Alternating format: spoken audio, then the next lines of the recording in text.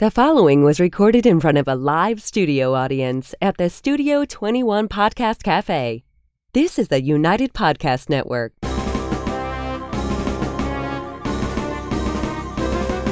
It's time for a crunch or two.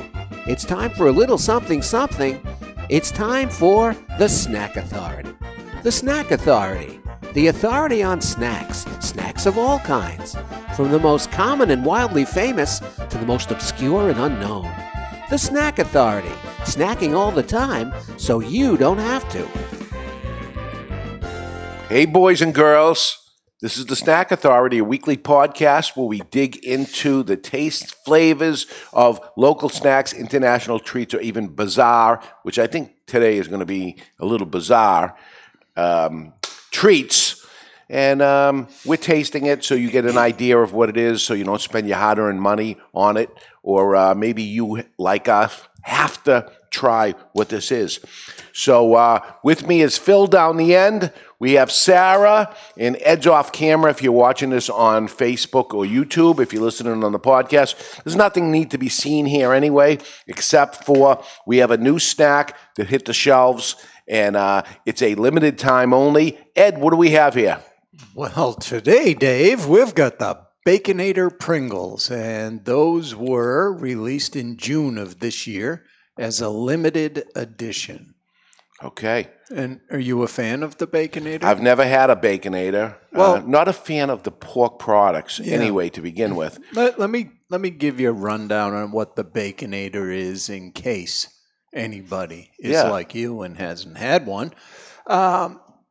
It's a massive burger, 2/4 pound beef patties, 6 pieces of bacon, American cheese, mayo, ketchup. It's delightful. So it's the low-calorie snack at Wendy's. Yeah, I have one per year. That's my limit. I have about 12. Whoa. So Phil, 2 quarter-pounders. It's a double quarter-pounder with 8 strips of bacon. And did they have one for a while that was a triple patty? They have a triple Baconator right now. They also had the son of the Baconator. And They had the a son small of the one. Baconator. Like a junior. Yeah, a junior.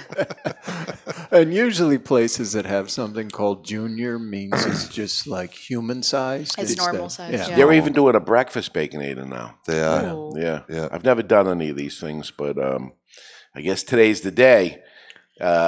We have had chips that had beef flavor in the past. They were horrible. Horrible. So that's what I'm a little nervous of, if I recall, and that was way back at the early days of the Snack Authority. Just opening the can was vulgar. Yeah. Well, maybe we should start with a sniff test to see what we're in for. What do you got in there, Sarah? What's it smelling like? Oh, vinegar? Yeah? So more of the Like a almost, oh no, there's some. ketchup mustard? Yeah. I'm getting like the salt and vinegar a little bit. Oh, go easy. Go easy. For me, I don't think I like it. Oddly, I'm getting sort of a cooked beef aroma off this. Like, I love the potato sticks from last week, They're but broken. Yeah. this Hate one, that about Pringles. This is only marginally potatoes in the first place. right. So a Pringle is a mashed potato, Doesn't right? smell very good. No, it doesn't smell good. Now, sometimes things that don't smell good turn out to taste okay. Maybe. Before I do this, is there anything that needs to be said? Amen. Dave, get your water ready.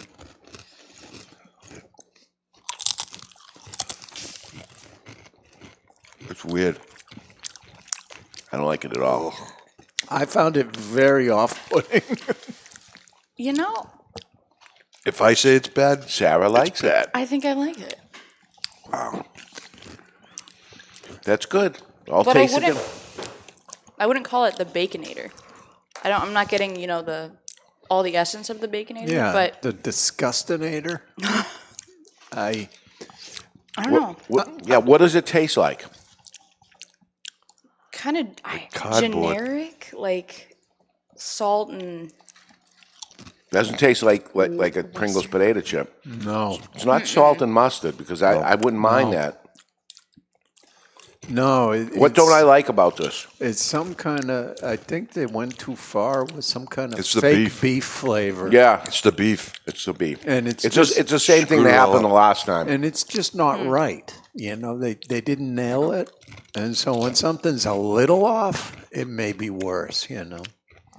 Are you really liking these? Smells like dog food I in, am. in a can. Dog Great. food.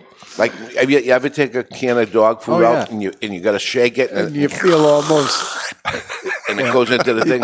catch a whiff of bothering it, and it makes you feel a little nauseous. I don't know. It tastes like there's gelatin around it, and it's that odor of dog food. Now, I love dog food.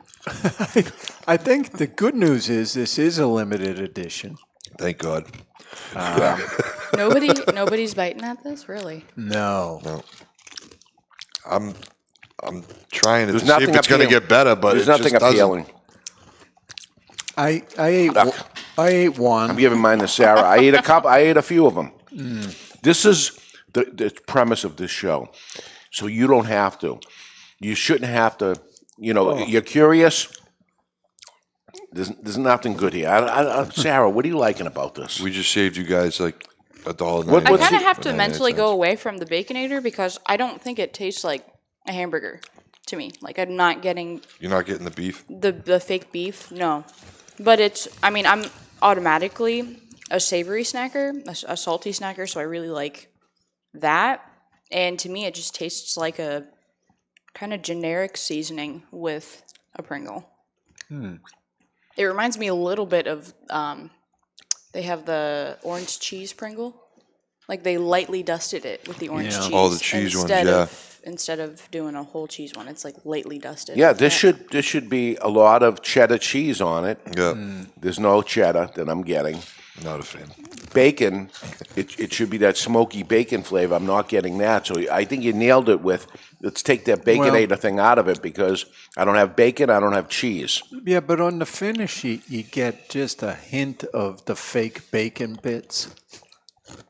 Just a little hint of it. So I'm not even a mayonnaise guy, but mayonnaise, is there mayonnaise flavor to this? The Baconator has mayonnaise, so What's the ingredients on it? It's a whole bunch of things I can't even pronounce. it's all fake. It's all fake. There's not a thing in there. It's I food give a little science. mayonnaise. Yeah. Just Yeah, a little. there's mayonnaise. I love mayonnaise. Yeah. Though, so You know, I feel as though we should talk about happier things, so I'm going to jump into the news. How do you feel about Kit Kats? Sarah ate hers, and she's beginning to go on to mine. So Yeah, it's we not- know who we're It's not for everybody, but there's somebody here. Listen, we know who we're sending the can home with. Yeah, Right. There won't be. Sometimes there's a fight over leftovers, but not today. Kit Kats, we love those, right? Yep. favorite Well, candy. and you know how big they are in Japan, right? Yes. Well, they're the world's very first make-your-own Kit Kat shop is opening in Tokyo. Oh. Yeah, Road trip. That's awesome. August 4th. It was the grand opening, and what they do is, let's see what the cost of these was. It's not cheap to make a Kit Kat. 2,000 yen. I don't know what What the is yen is that? What compared, is but that? let's Yeah. say it's. $19. Oh, okay. Right, but what you do when you get there is you pick what kind of chocolate you want to use. You've got a choice of milk, bitter, or ruby chocolate, which is very popular over there. And from there, you pour the melted chocolate into a mold, interlaying it with crisp cookie wafers. Yeah, just like they all are made. Yeah. Now you've got another decision. This is where you get to do some good customization. 17 options. You get toppings. And oddly enough, the mold is inverted, right? So when you put the toppings on, they're actually going on the bottom of what will be your Kit Kat.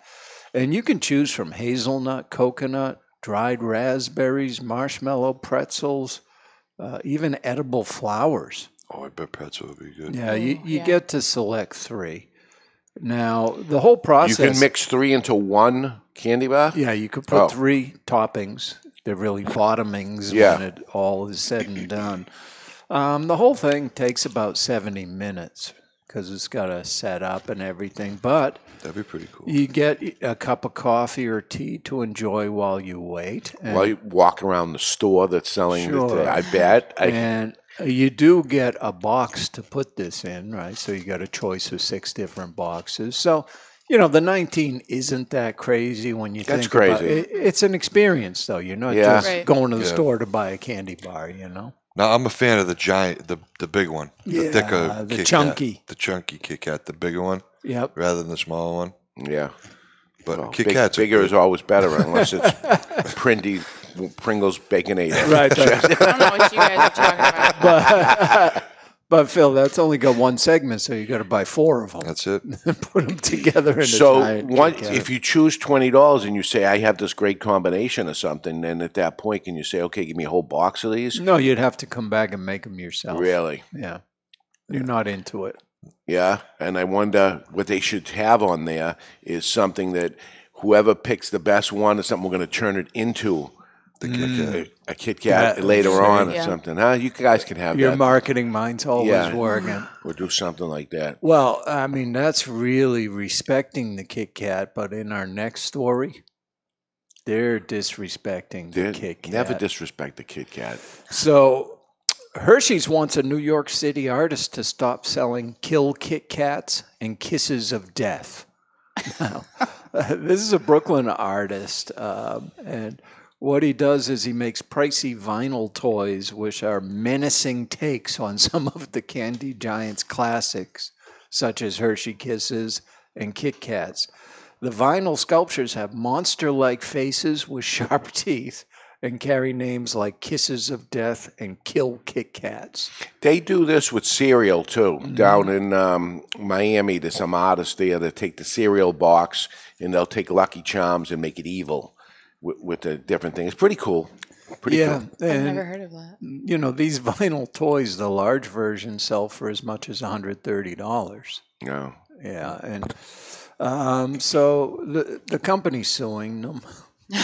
They believe they're infringing on their trademarks and sent him a cease and desist. And the artist is going to federal court with Hershey to try to defend his work. So See, I just happen to have it on my phone. Of the Lucky Charms. Yucky Children Charmer.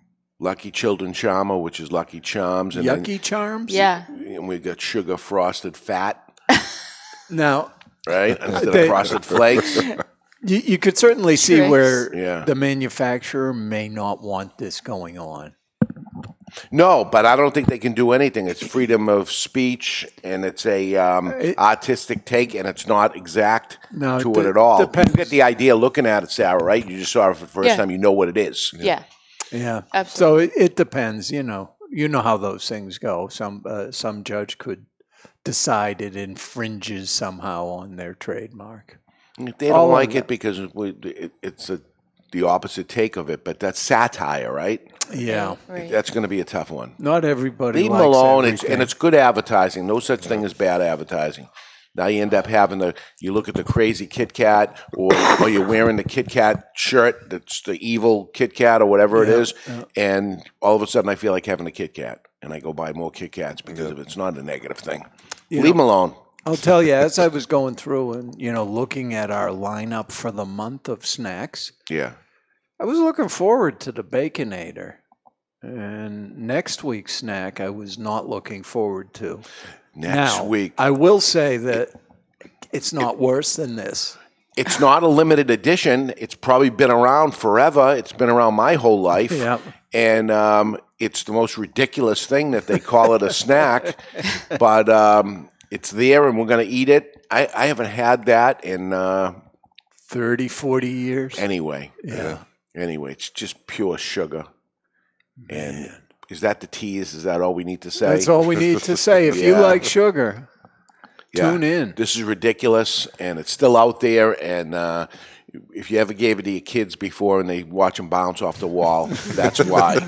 That's why. So that'll be next week. If you have an idea, something for us to try on the show, write to us.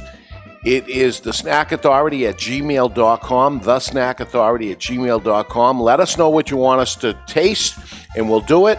And for all the folks here, your snacking buddies, we'll catch you next time on a sugary show. Bye-bye. The views and opinions expressed by the hosts, guests, or callers of this program do not necessarily reflect the opinions of the Studio 21 Podcast Café, the United Podcast Network, its partners, or affiliates.